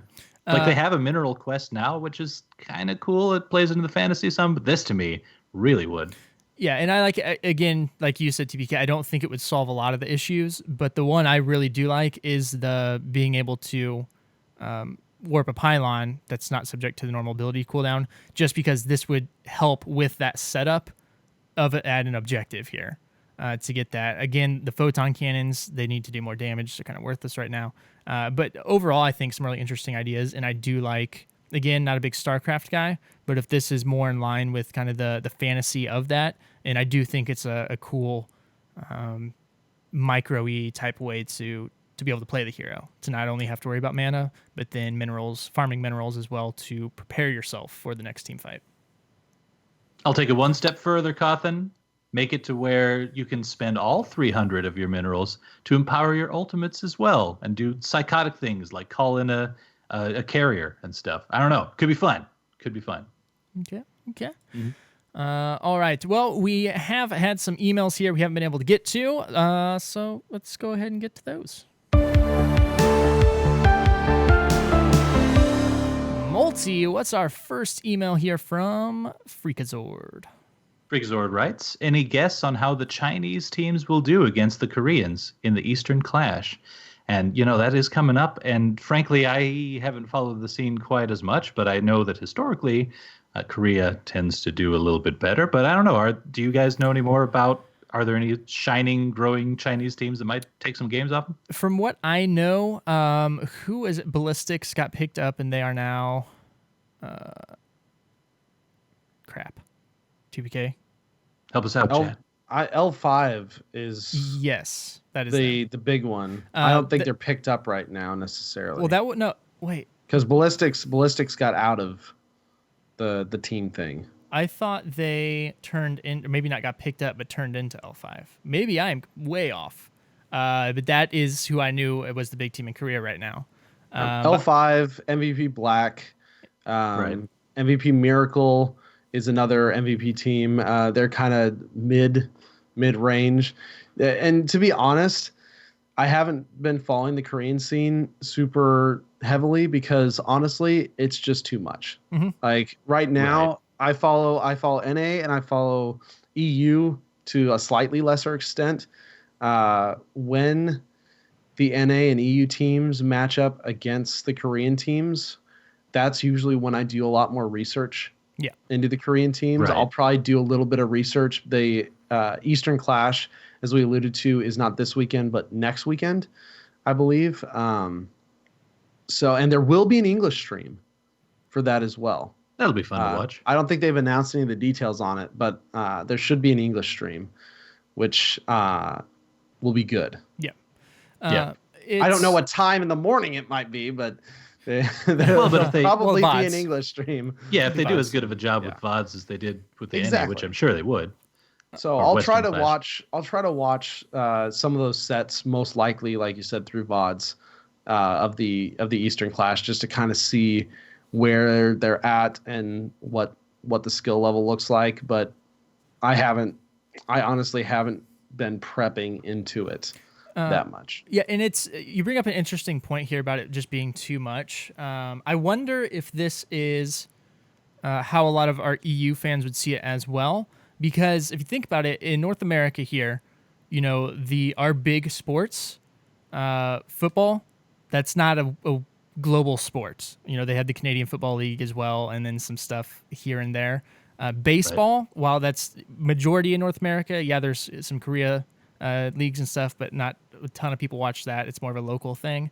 But soccer, which is not the biggest thing, or football, which is not the biggest thing in the United States, is huge everywhere else, and it's global.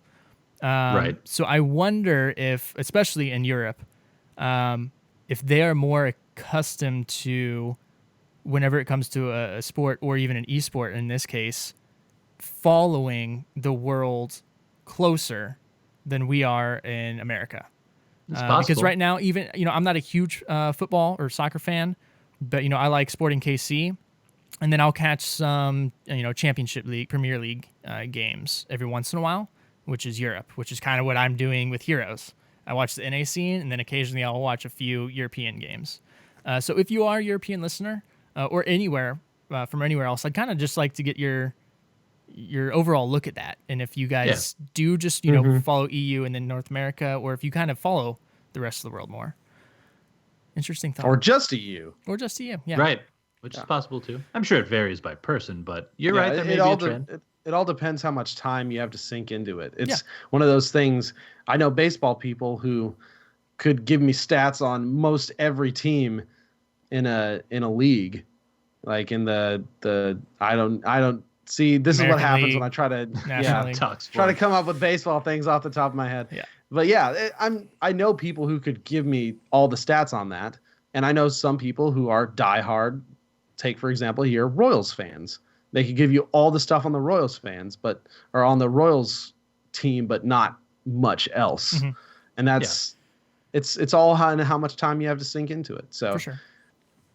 Just an interesting thought that came by.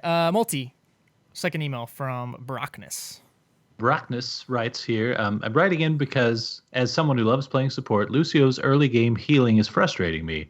To me, it seems like a little too much weight is put on the movement speed he gives. I'm not claiming to be a master of Lucio, but it seems you really only win if you can survive until 16, which I hate because it's late game, and then the talent there is basically an auto pick. If I want to win a support, in my experience, I'm better off with Malf, Brightwing, and in some cases even Morales, but I just keep playing Lucio because he's so dang fun. Does his early and late game need more of a balance, or am I just doing it wrong? And to that, I'd say it's something that they brought up in HGC a few times as well. Specifically, the casters were talking about when GFE just first picked him, the first game that they got out there. In general, like, we saw some Lucio play throughout the tournament, but none of it felt super refined. Like, we saw some cool plays for sure. We saw some really cool knockbacks and some wall rides and all kinds of stuff like that. And of course, some good use of the healing and the speed boosts and everything. But in general, I don't think that he is totally refined right now. I don't think that perhaps even your partners, your teammates in those games that you're in fully know what's going on with him yet either, especially because they don't really see the auras. They can't really see, kind of like we discussed, when you're switching from speed to healing, etc. I mean, you're kind of in control of that. As far as the numbers go, though, I mean, I guess what I like about him in the early game is that you don't have to spend mana to just keep some base heals on, like the chaining 3-3-3-3-3 or whatever it is.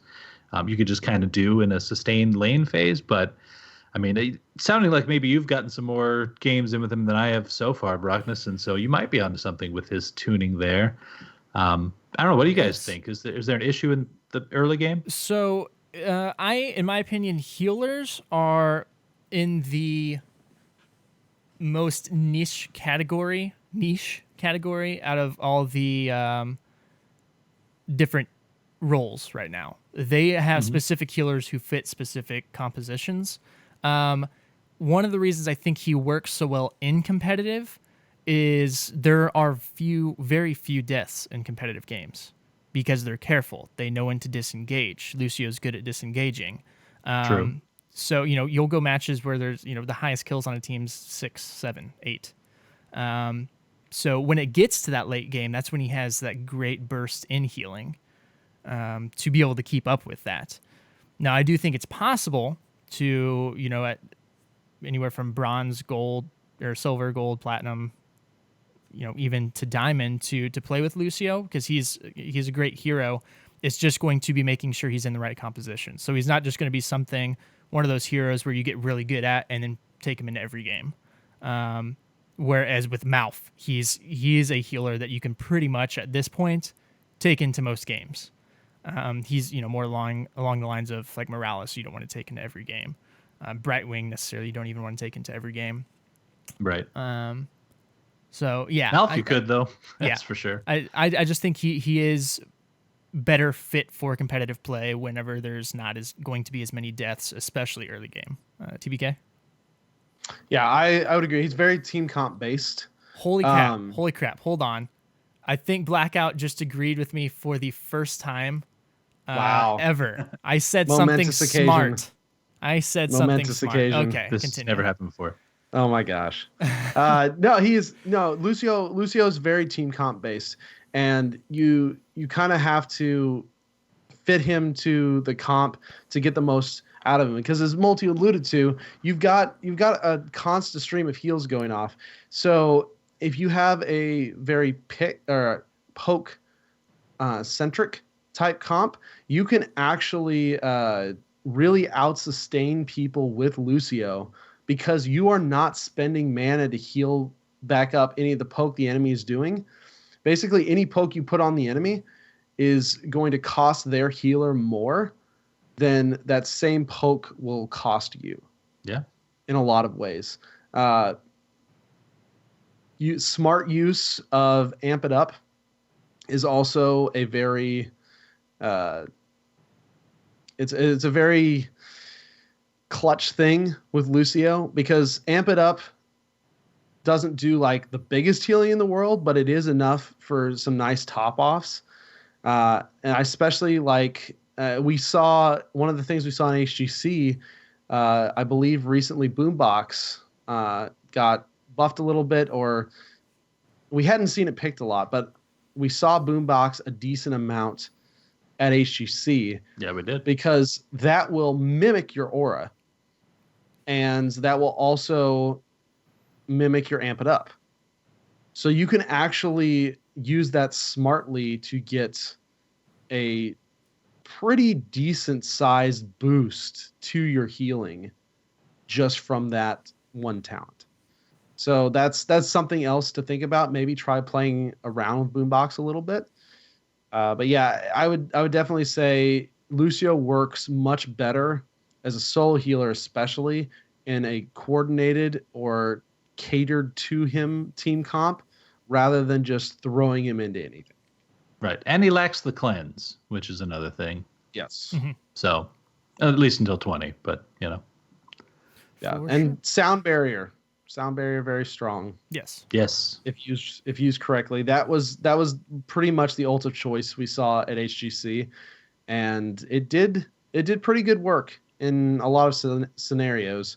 That's again, kind of fitting with your comp or tuning him against the enemy comp because he can be a very strong anti-wombo healer just through that sound barrier ult alone. Absolutely. Hope that helped explain at least a little bit for Lucio there, why you may be having issues with him. Multi, we have one last email here, and this is actually some feedback from last week. Yes, this is from Joao, and so it's kind of long, the original email, so I'll just kind of sum it up here for us a little bit. Hopefully I do it justice here, Joao. But he says he loves the show, but he completely disagrees with our Team League ideas at the end of last week's episode. Team League is better and more balanced now than ever, and bad matchups are rare. The old system with the 5-man queue and the team names was actually less balanced than it is now, according to him. And returning to this would be going back to the dark times. He said that we should look for solutions for something that isn't a big issue like this, especially not going back to something that's been previously tested and failed. So, and I got to say, first of all, like, we love the feedback. I don't think any of us took any offense to it or anything, of course. You know, I mean, he took the time to say a couple times that he loves the show. He just disagrees with us, and that's totally fine. Anyone can send in feedback like that for sure. But I want to turn this over to TBK because this was, you know, kind of your fix idea. So you have some defense of your idea? I can completely understand. And it's completely possible that at certain levels, Team League may be better from a matchmaking perspective than others. Also depends on the time of day and whatnot. Right. Although I would counter a little bit with, I mean, earlier in the show, Travis from Blizzard, the lead systems designers, basically came out and said that Team League matchmaking wasn't in a spot that they were happy with because of the 2s and 3s. So in some ways, I would say that Blizzards themselves has come out and said we're not happy with the state of Team League matchmaking. Now, whether or not we need a wholesale replacement, my idea was basically, you know, throw out 2s and 3s and just make a 5s. I still think that could work, honestly. I think the big thing of that, I don't think it would decrease the numbers in Team League if the in-game team finder and good UI and filtering and stuff for that was made available at the same time that went. Now, I think I completely understand where you're coming from because some people like to queue as 2 and 3s. Like I completely get that. And it seems like, at least for the moment, Blizzard's pretty happy with solo queue Hero League. Yep. And in my opinion, a 5-man Team League is the pinnacle of the game. Yep. Like that is the best way the game is played when you're playing with 5 people, then you're all on comms against 5 other people who are all on comms. That's the ultimate way the game is played, and that's how the competitive game is played. So maybe somewhere in that, if you need to find the compromise in there, you add a 2 and 3 only ranked queue. I don't know if the game can support the population split between 1, 2, 3, and 5. I don't know where the people would gravitate, because at that point, I feel like the people would gravitate towards 2 of those. You definitely would have the people going to the solo, but would you have people gravitating towards the 2s and 3s, or would you have people gravitating toward the 5s that has an in-game team finder with a really nice UI and all the stuff I talked about last week? I don't know necessarily. I feel like, though, as long as it was well implemented, the 5-man would be more attractive. Yeah. Especially if you could find people in your time zone to play with and consistently on the days you were free. As long as all those options were inside that team finder, that UI, I think that would overall become very popular and win out. Am I right? I have no idea. We wouldn't know until I tried it, but that was kind of my thinking around it. And all that is to say, I understand where the 2s and 3s are coming from. But I do like the solo queue, and I do like 5-mans. For sure. And I think I was kind of the one that was hitting on going back. I liked the team system that we had before. That doesn't mean I liked how Team League was going. So when we talked about, I think it was me mainly talked about the previous era. TBK was more expanding upon some ideas. I didn't like the way it was implemented either. I just think that was a better direction it was going. And I say that as someone, like TBK said, the pinnacle of this game is meant to be a 5-man versus 5-man. I say that being somebody who probably, once it gets to that, wouldn't be participating in a 5-man versus 5-man that often, just because I don't have the time between work and the podcasts that I do and playing to be able to play at that level. So that's automatically almost taking me out of it. But as far as getting ranked play to where what ranked play is supposed to be, instead of just a place you can go in right now with 2s or 3s and be more casual. And it's completely fine and understandable if that's what you want from it. But that doesn't necessarily mean that's what Blizzard's wanting the game to be. And maybe it is. We don't know. This is just kind of our opinions here. This will affect some people. And bottom line is, there's never going to be a solution here that everyone's happy with. Someone's always going to be affected. Unless we get to the population that can support every variation, which in this case would be solo, 2s and 3s, and then 5s. And eventually maybe we'll get to that point. And that would be really awesome if we could get to the point where we could support all 3 of those. But until then, it's just one of those things. It's like, well, solo seems to be working out. Blizzard said they like it, so that's and people seem to like that a lot. So that's a thing. Now what do we do with Team League? Is it left as 2s and 3s, or do we actually try to evolve it into what I would hope it would eventually get to, which is, like I said, the pinnacle, I think, of playing this game and getting that stuff in game so people can form teams and form community out of that. In a way, this already kind of exists in that form, though, just because we've got the one with Hero League. And then, I mean, even now, the pinnacle, like you say, is the 5-stack all on comms against another 5-stack all on comms. That's what the matchmaker tries to match you up with when you queue as 5 anyway. So there really already is kind of like a higher pinnacle to strive for with the 5. And I mean, really, if you're trying to push Team League, like really make a serious push, you're probably best off doing it in the 5s anyway, because again, you can just communicate and work it out. And to me, that's the most prestigious as well.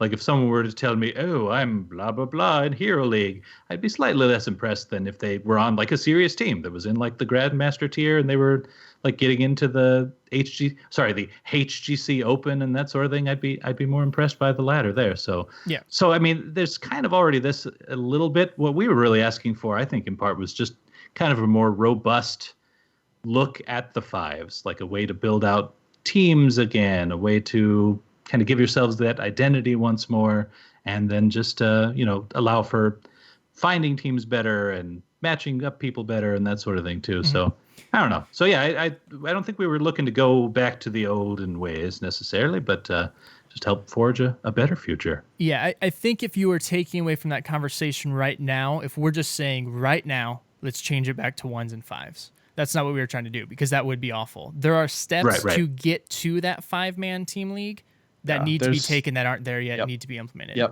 But again, we just want to thank you for this feedback. This is 105 episodes. We haven't gotten many of these, and they're really awesome to get, because we know not everyone's going to agree with us, and it's good to get this feedback, to know what you all's thoughts are, because our opinions are not like final. We're just 3 guys who enjoy the game, sitting here talking about the game. So it's really good to get your all's take on this. If you don't agree with something that we say, please, by all means, we would love to get feedback like this, just because in this case, maybe we didn't, we're going long again on this episode. But we kind of I cut the conversation short because it was going to go on forever.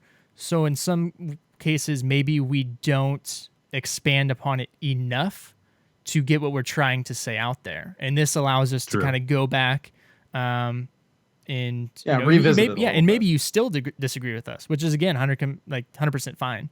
Right. But kind of get our ideas out, expand just upon them a little more, revisit, like TBK said.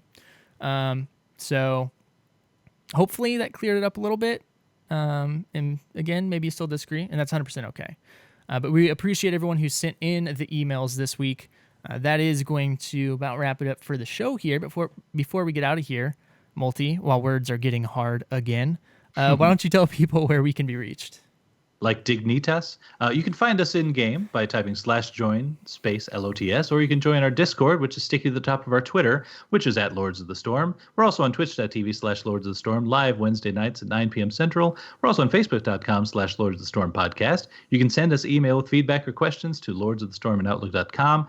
If you want to help out the show, there's a couple ways of doing it. You can leave a positive, maybe 5-star review on iTunes or Stitcher, or if you want to join our patrons at patreon.com/Lords of the Storm, any help there is very much appreciated.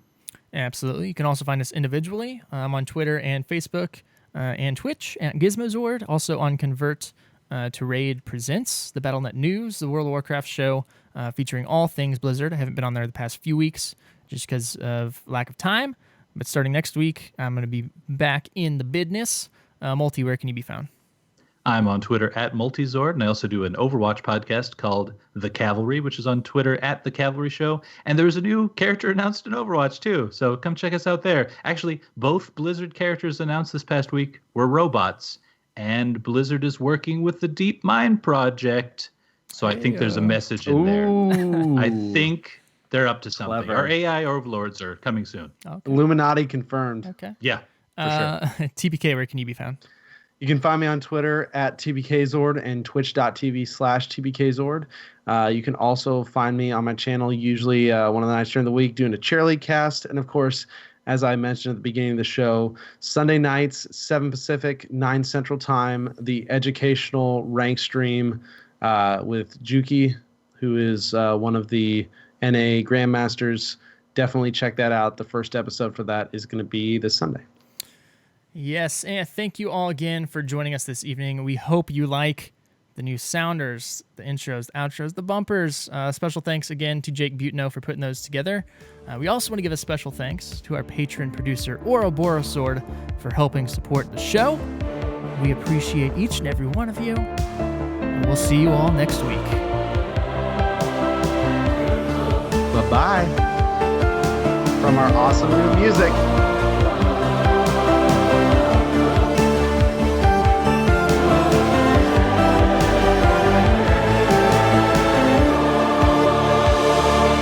Enough. I shall do no more.